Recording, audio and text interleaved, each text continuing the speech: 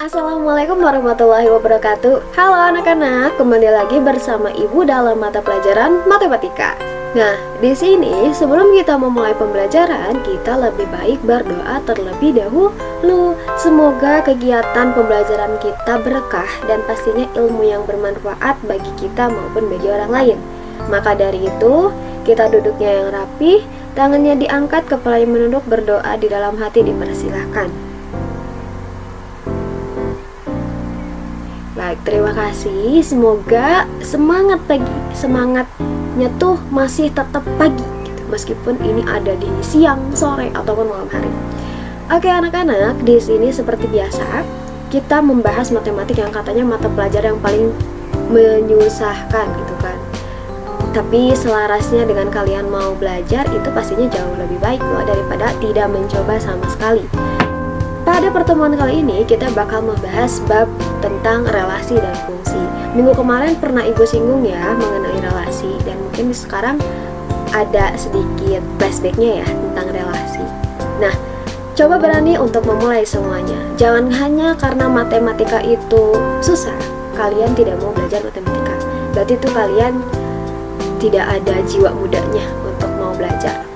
Selanjutnya di sini ada beberapa pokok bahasan yang akan kita bahas nih anak-anak.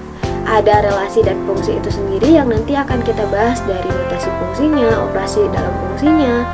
Nah, terus ada macam-macam fungsi, ada fungsi genap, ada fungsi ganjil, fungsi komposisi, sifat-sifat fungsi, dan fungsi inverse. Tapi mungkin di sini kita hanya akan membahas satu atau dua pembahasan saja dulu, karena mungkin jam pelajarannya tidak akan memungkinkan cukup sampai 3 pembahasan. Tapi kita lihat saja nanti ya. Semoga cukup. Nah, anak-anak, di sini Ibu akan memberikan contoh dalam kehidupan sehari-hari mengenai relasi dan fungsi. Tentunya itu berkaitan dengan keseharian kita. Contohnya di sini, Ibu misalkan membeli 5 buah pakaian yang sama persis, sama harganya, bentuknya, ukurannya, hanya saja beda warna. Nah, di situ Ibu memiliki 2 anak, ada Alia dan juga ada Anissa. Di situ Ibu memberikan semua haknya kepada anak-anaknya untuk memilih. Ternyata Anissa memilih 3 baju. 3 baju berwarna merah, kuning, hijau di antara 5 warna tersebut. Berarti di situ bisa kita buat sebuah relasi, dan di situ kita bisa menebak apakah hubungan dari relasi tersebut itu termasuk relasi saja atau hanya bisa termasuk fungsi juga gitu. Kita lihat bagannya ya, dan ternyata itu termasuk ke dalam fungsi juga. Kenapa? Karena tadi Anissa itu memilih 3 baju dengan warna-warna yang tadi telah disebutkan, sedangkan sisanya itu untuk Alia. Berarti dari himpunan A ke himpunan B, misalkan kita himpunan A-nya itu adalah nama anak-anak Ibu, dan himpunan B-nya itu adalah baju tadi, warna-warna baju. Di situ Anissa telah memasangkan ketiga pasangan dan Alia ke 2 pasangan. Itu termasuk relasi saja atau termasuk fungsi? Dan ternyata setelah kita buat bagannya, ternyata itu termasuk relasi saja, tidak termasuk fungsi. Karena kenapa? Tadi fungsi itu tidak boleh mendua kan? Jadi itu tidak boleh. Itu tidak termasuk dengan fungsi. Nah, pertama relasi. Kalian pernah dengar kan relasi? Apalagi minggu kemarin pernah Ibu singgung tentang relasi. Relasi kalian ketika suka baju apa, di keluarga kalian mempunyai motor apa saja, mobil apa saja, apa ya, ada yang punya motor atau tidak. Nah, relasi itu bisa diartikan sebagai suatu aturan yang menghubungkan suatu himpunan dengan himpunan lainnya. Himpunan A dan himpunan B. Misalkan lihat ya dalam gambar. Di situ memiliki relasi jika ada anggota himpunan A yang saling berpasangan. Nah, di sini misalkan nih, ini kan himpunan A. Himpunan A itu terdiri dari 0, 1, 2, 3, 4. Ada himpunan B 1, 2, 3, 4, 5. Nah, dikatakan sebuah relasi apabila himpunan A dan himpunan B memiliki relasi. Relasinya itu seperti apa? Terdapat anggota himpunan A yang saling berpasangan dengan himpunan B. Kayak gitu. Nah, selain contoh yang telah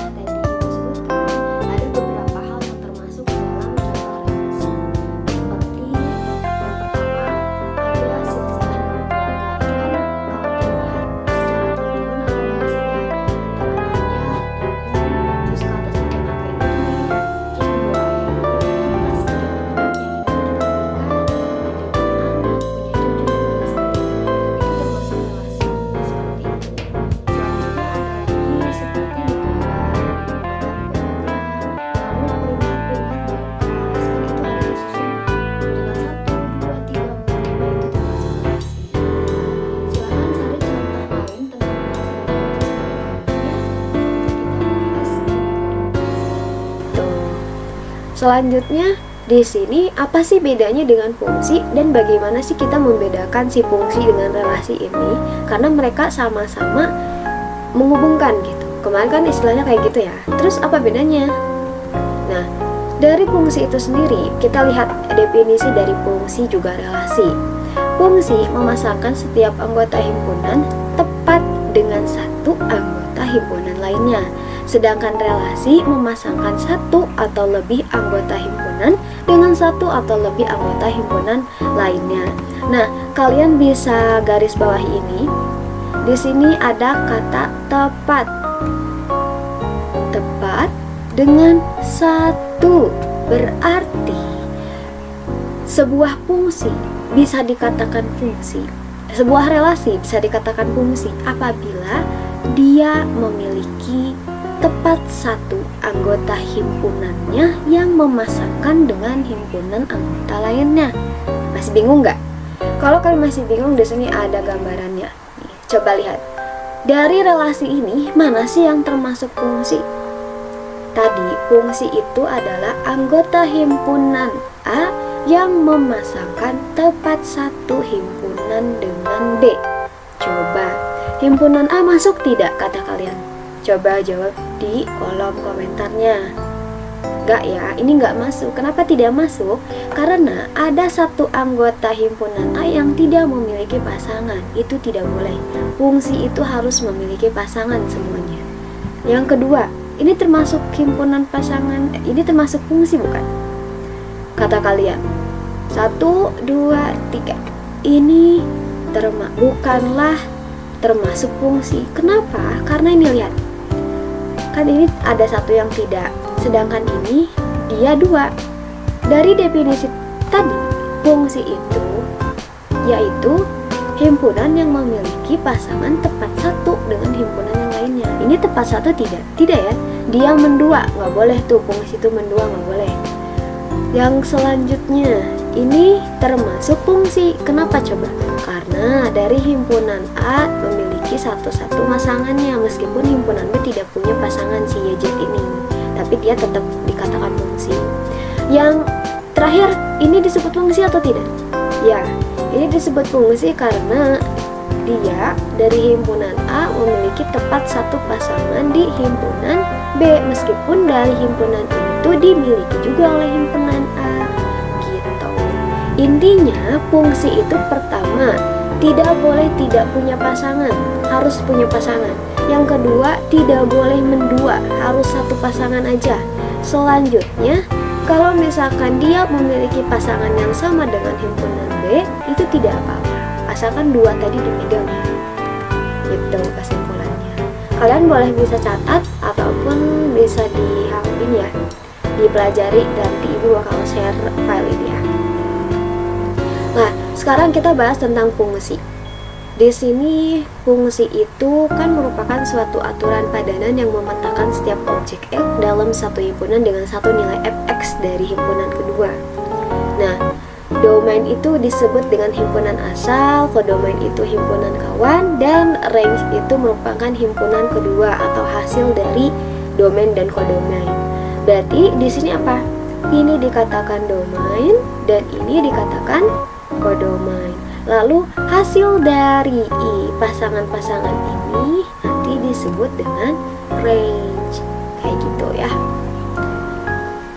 Lalu untuk grafik fungsi, termasuk fungsi apabila nilai X hanya memiliki satu nilai Y, meskipun nanti ada X yang memiliki nilai Y yang sama. Jadi kan dalam grafik fungsi itu memiliki ini ya, titik koordinat X, Y. Jadi apabila nilai X itu memiliki satu nilai Y, itu nggak apa-apa. Tapi kalau misalkan 2,1 nih ya, kayak 2,1 dan 2,3, ini nggak bisa, ini tidak termasuk fungsi karena X-nya punya 2 nilai, nggak boleh, X-nya harus 1.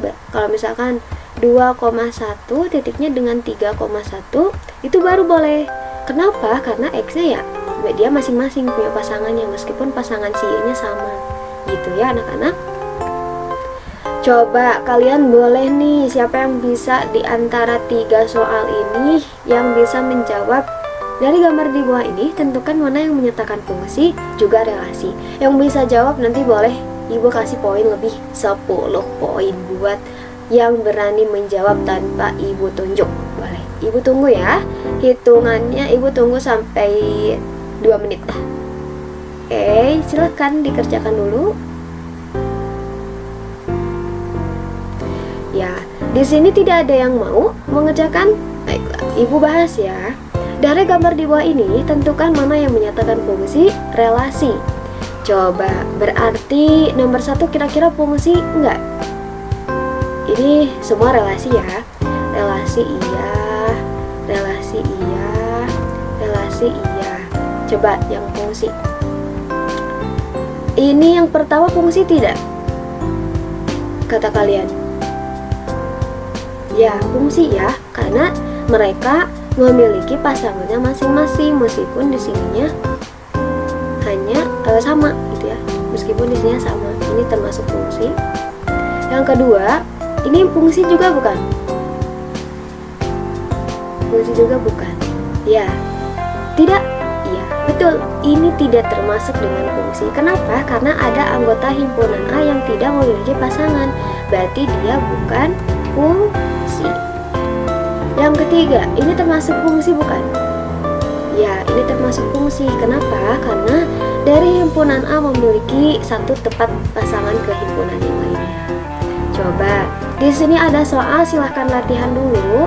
Nanti dikumpulkan ke Google Classroom selama waktunya Ibu kasih sekitar 30 menit ya dari sekarang. Oke, silahkan dikerjakan. Baik anak-anak, Ibu lihat di sini sudah ada 12 orang yang mengumpulkan. Sisanya tolong dipercepat ya, waktunya tinggal 5 menit lagi. Oke, baiklah, jika sudah silahkan kembali lagi.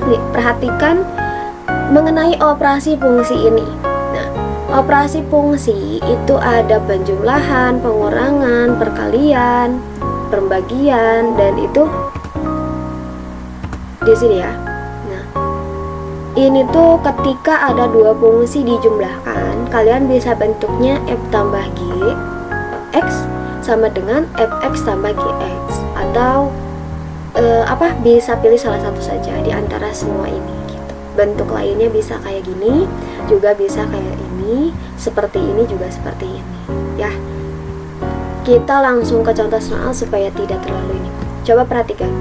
Diketahui fx sama dengan akar 4 ditambah x dan gx sama dengan akar 16 dikurangi x. Tentukan yang pertama, mereka memerintahkan kita untuk mencari apa ini? F tambah G. Ini gimana sih, Bu? Berarti kalian bisa menuliskannya itu di sini akar 4 ditambah X ditambah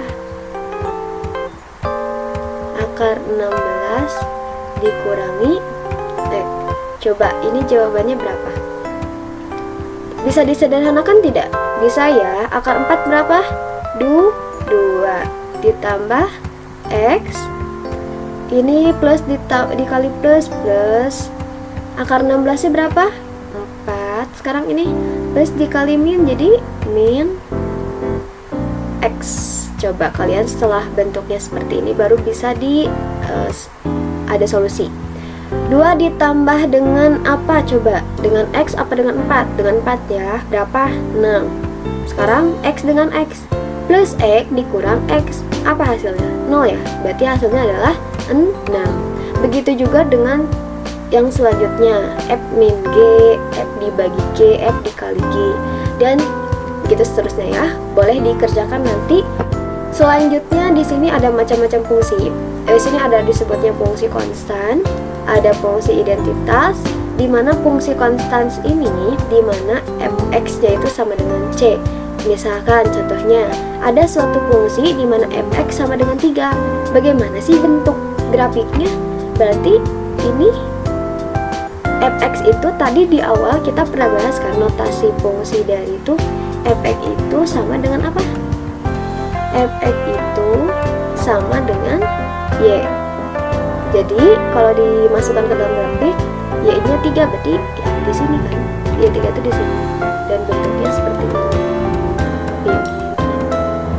Fungsi identitas. Fungsi identitas itu adalah fx sama dengan x. Contohnya, ketika fx-nya itu 1, maka 1 gitu. Berarti titiknya ada di 1,1. Satunya di sini, ini di sini, dan garisnya itu seperti ini. Ada fungsi linier dan ada fungsi modulus atau mutlak. Di sini fungsi linier itu bentuknya fx sama dengan ax tambah b. Contohnya di sini ada sebuah fungsi 3x min 1. Ini bagaimana sih mencari bentuk grafiknya?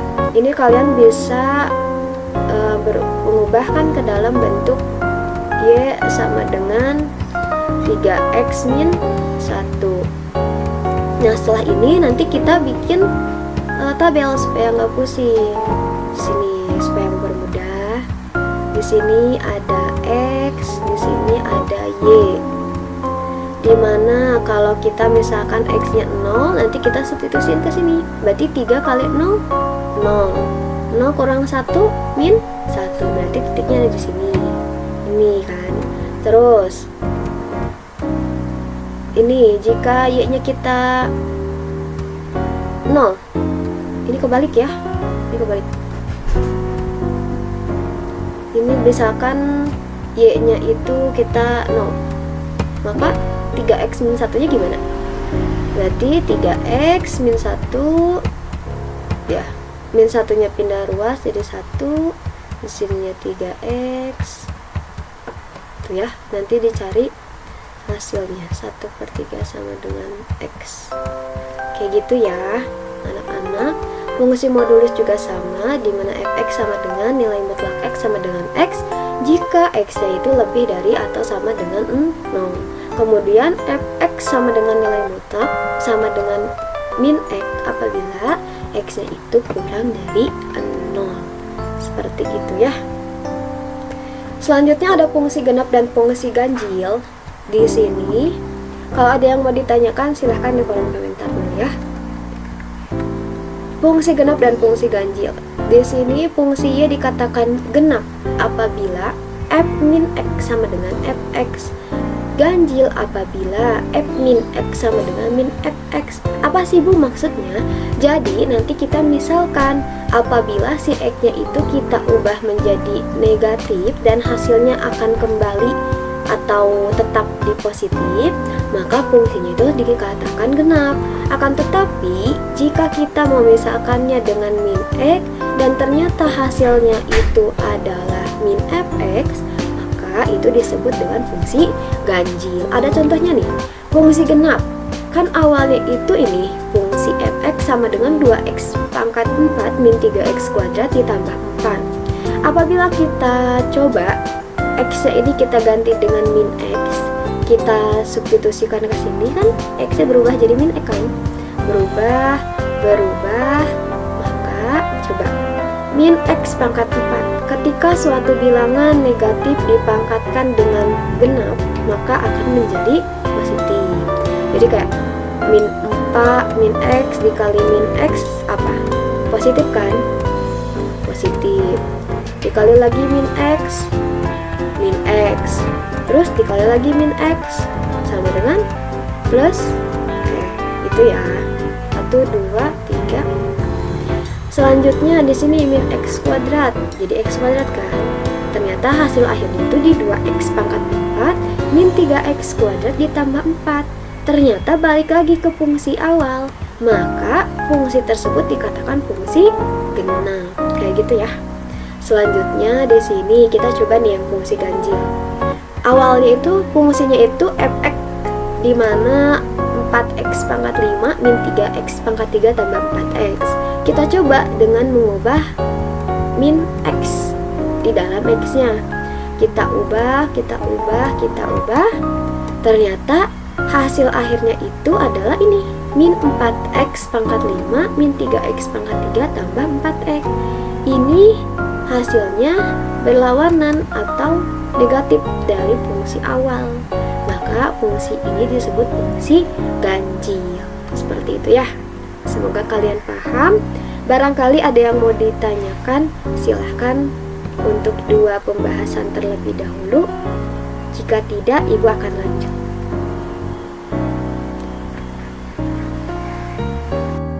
Karena tidak ada yang mau ditanyakan, di sini kita lanjut ke fungsi komposisi. Nah, ini Ibu akan bahas dulu secara singkat ya, supaya kalian ada gambaran untuk minggu depannya. Nanti kita latihan dulu untuk latihan tentang fungsi genap, fungsi ganjil, cara menentukan itu termasuk fungsi atau hanya relasi saja. Jadi coba perhatikan fungsi komposisi atau di sini dengan biasa disebut dengan FOG gitu ya.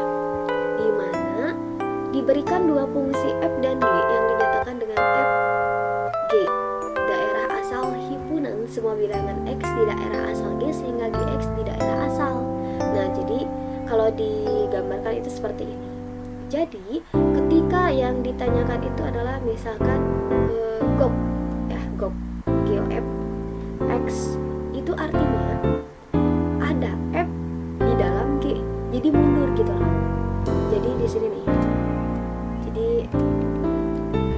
kalau ditanyanya GOF itu berarti si F berada dalam persamaan si G.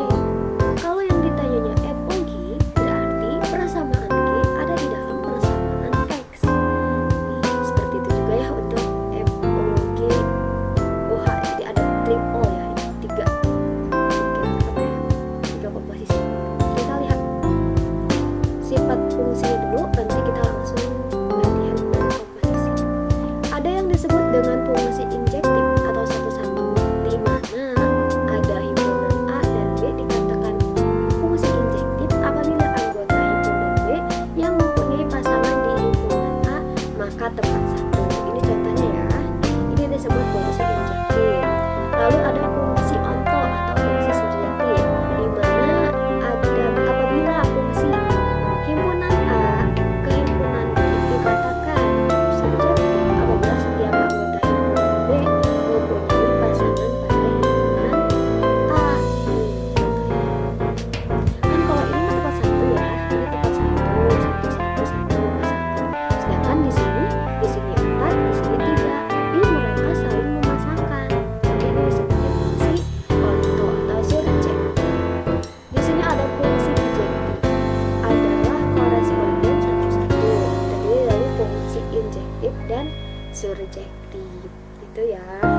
Apa sih bedanya bijektif sama injektif?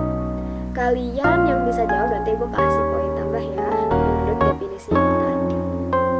Jadi di dalam fungsi ini, fungsi bijektif itu adalah fungsi gabungan dari injektif atau surjektif, kayak gitu ya. Di sini ada fungsi inverse. Fungsi inverse ini akan kita bahas minggu depan ya. Jadi kalian jangan terlambat nanti ketinggalan, karena dalam bab ini lumayan ya buat pembelajarannya. Mungkin dari Ibu untuk hari ini dicukupkan sekian. Silakan latihan dari LKBD yang sudah Ibu share di Google Classroom. Silakan apabila ada yang mau ditanyakan, diskusi di sana. Dari Ibu cukup sekian. Mohon maaf apabila ada kesalahan. Assalamualaikum